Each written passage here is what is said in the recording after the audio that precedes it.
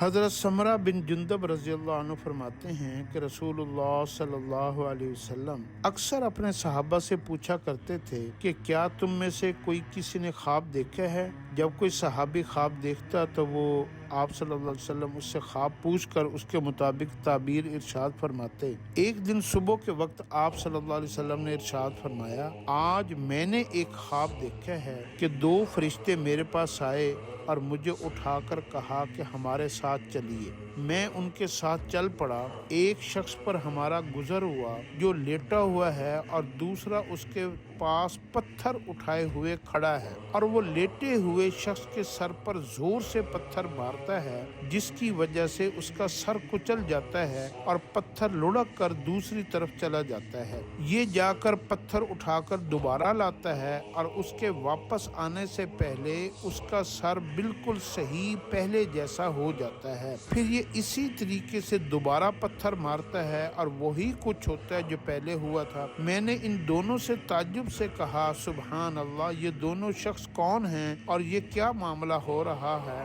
تو انہوں نے کہا، چلیے آگے چلیے۔ تو ہم آگے چلے۔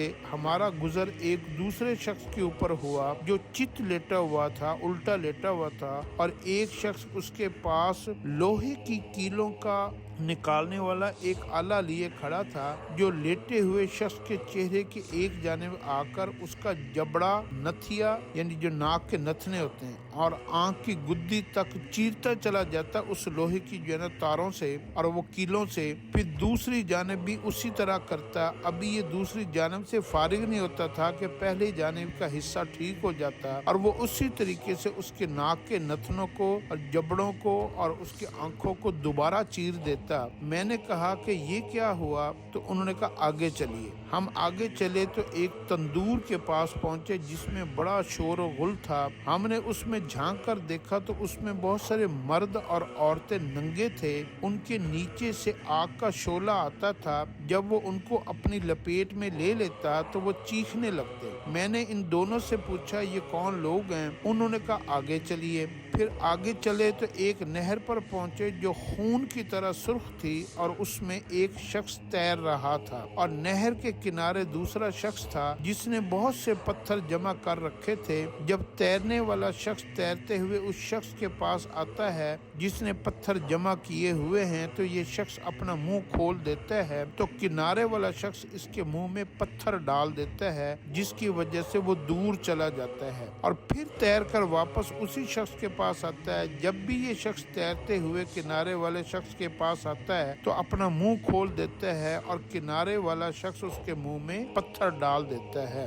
میں نے ان دونوں سے پوچھا، یہ دونوں شخص کون ہیں؟ تو انہوں نے کہا، آگے چلیے۔ پھر ہم آگے چلے تو جتنے بدصورت آدمی تم نے دیکھے ہوں گے ان سب سے زیادہ بدصورت آدمی کے پاس سے ہم گزرے۔ اس کے پاس آگ جل رہی تھی جس کو وہ بھڑکا رہا تھا اور اس کے چاروں طرف دوڑ رہا تھا۔ میں نے ان سے پوچھا، یہ شخص کون ہے؟ انہوں نے کہا، آگے چلیے۔ پھر ہم ایک ایسے باغ میں پہنچے جو ہرا بھرا تھا اور اس میں موسم بہار کے تمام پھول تھے۔ اس باغ کے درمیان ایک بہت سے لمبے صاحب نظر آئے۔ ان کے بہت زیادہ لمبے ہونے کی وجہ سے میرے لیے ان کے سر کو دیکھنا مشکل تھا۔ ان کے چاروں طرف بہت سارے بچے تھے۔ اتنے زیادہ بچے میں نے کبھی نہیں دیکھے۔ میں نے پوچھا، یہ کون ہے اور یہ بچے کون ہیں؟ تو انہوں نے مجھ سے کہا، آگے چلیے۔ پھر ہم چلے اور ایک بڑے باغ میں پہنچے۔ میں نے اتنا بڑا اور خوبصورت باغ کبھی نہیں دیکھا۔ انہوں نے مجھ سے کہا کہ اس کے اوپر چڑھیے۔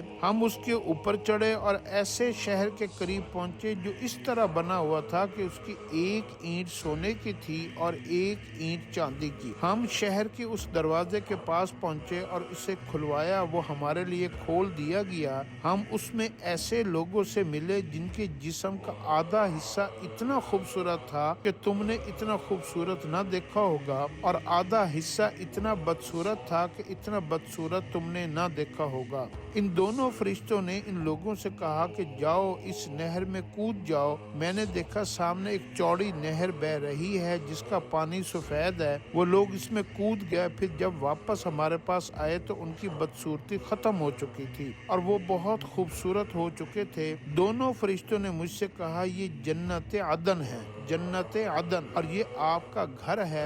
मेरी नजर ऊपर उठी तो मैंने सफेद बादल की तरह एक महल देखा। उन्होंने कहा यही आपका घर है। मैंने उनसे कहा बारकल्लाहु फीकुमा, अल्लाह ताला तुम दोनों में बरकत दे, मुझे छोड़ दो मैं इसके अंदर जाऊं। उन्होंने कहा अभी नहीं, लेकिन बाद में तशरीफ ले जाएंगे। मैंने उनसे पूछा आज रात मैंने अजीब चीजें देखी हैं, ये क्या है? उन्होंने मुझसे कहा कि हम आपको बताते हैं। पहला शख्स जिसके पास से आप गुजरे और उसका सर पत्थर से कुचला जा रहा था, ये वो है जो कुरान सीखता है और उसको छोड़ देता है, ना पढ़ता है ना अमल करता है, और फर्ज नमाज छोड़कर सो जाता है। दूसरा वो शख्स है जिसके पास से आप गुजरे और उसके जबड़े और नाक के नथने और आंख की गुद्दी को चीरा जा रहा था।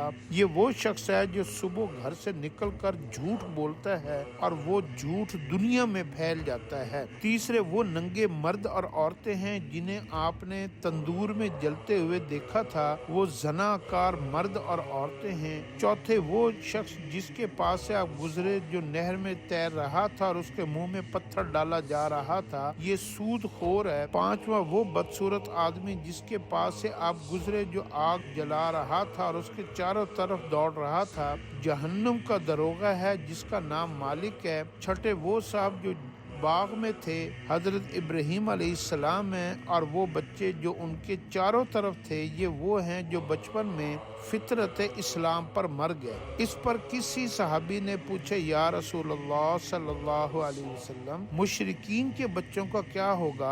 आप सल्लल्लाहु अलैहि वसल्लम ने इरशाद फरमाया मुशरिकीन के बच्चे भी वही थे, और वो लोग जिनका आधा जिस्म खूबसूरत और आधा बदसूरत था, ये वो लोग थे जिन्होंने अच्छे अमल के साथ बुरे अमल भी किए, अल्लाह ताला ने उनके गुनाह माफ कर दिए। ये है एक ख्वाब की हकीकत जो आप सल्लल्लाहु अलैहि वसल्लम को दिखाया गया, और आप सल्लल्लाहु अलैहि वसल्लम ने इंसान के आखिरत की जितनी भी मंजिलें हैं वो सारी आपने अपनी जुबान अतर से इंसानों को बतलाई भी, और वो सारों के ख्वाब की पूरी तफसील भी बताई गई, ताकि इंसान इस बेखबरी में ना मारा जाए कि मुझे तो कुछ पता ही नहीं था। तो आप सल्लल्लाहु अलैहि वसल्लम ने हमें सिर्फ तालीम ही नहीं दी बल्कि हमें हकीकतें भी बताई हैं। अल्लाह हमारे दिल के अंदर उन हकीकतों का ईमान को भर दे।